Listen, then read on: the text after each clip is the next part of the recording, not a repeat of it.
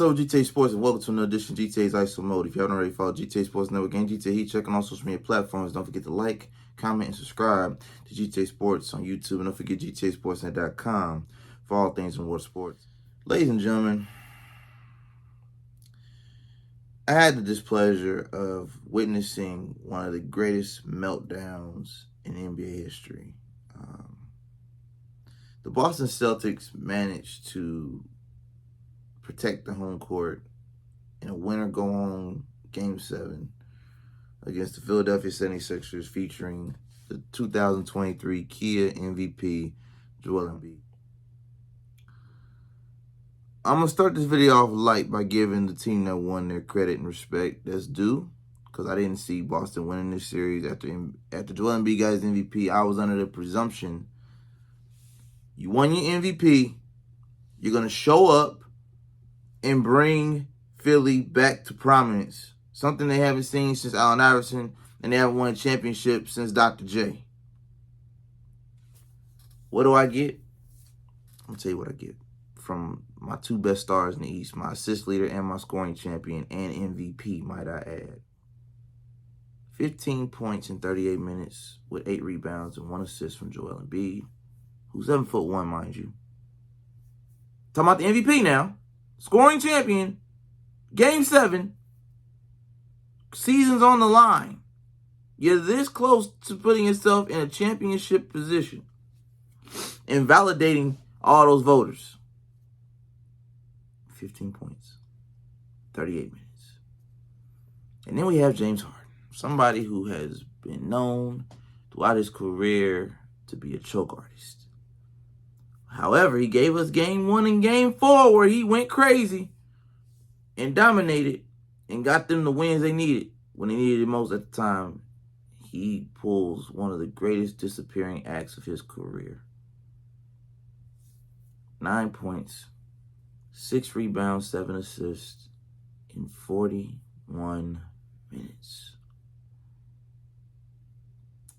For those of y'all that didn't watch the game, and for those of y'all just not tuning in, we are breaking down the Boston Celtics, Philadelphia 76ers Game 7. Now, I'm about to tell you guys what the Celtics did to make sure they secured the win.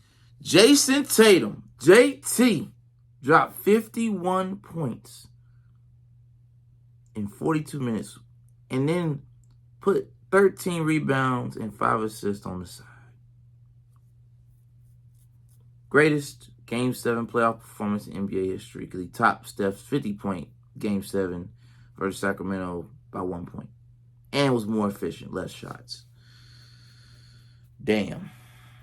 Did not see that coming. Tatum has been mediocre, pedestrian at best throughout the playoffs. And this game right here, he broke out. As if he knew, if I lose this game, I'm never going to hit the end of it. He just guaranteed that him and Jaylen Brown are going to get paid this offseason. They're both eligible for max extensions. They both made All-NBA. They're both eligible for the $200+ million. They're going to get paid one way or another. Jaylen Brown played 41 minutes, gave him 25, 6, and 2. Malcolm Brogdon gave him 12 and 29, 2 and 2 off the bench. And everybody else pretty much got in where they fit in and let Jayson Tatum and Jaylen Brown do their thing. So, I'll make this real short and simple. Congratulations to Joel Embiid winning MVP. But now you're making everybody feel like you didn't deserve it. Well, we have to keep in mind, the NBA MVP award is a regular season award. He averaged over 30 points per game throughout the regular season. It dropped down to about 23, 24 points in the postseason. However, by the way, it's the lowest drop-off in NBA history from an MVP, by the way. So a little fun fact for you.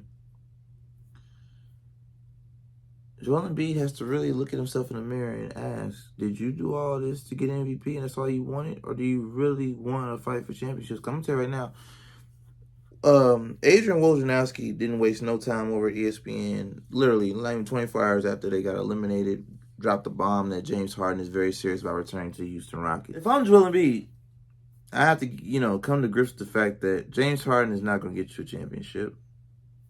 James Harden only cares about himself. No matter what the assist champ title may look, it looks like he's a team player, facilitator. He's still all about himself.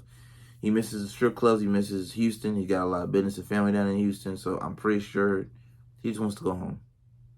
This little experiment, ring chasing, has been fun. It's been bittersweet. Hamstrings and bad performances in the postseason.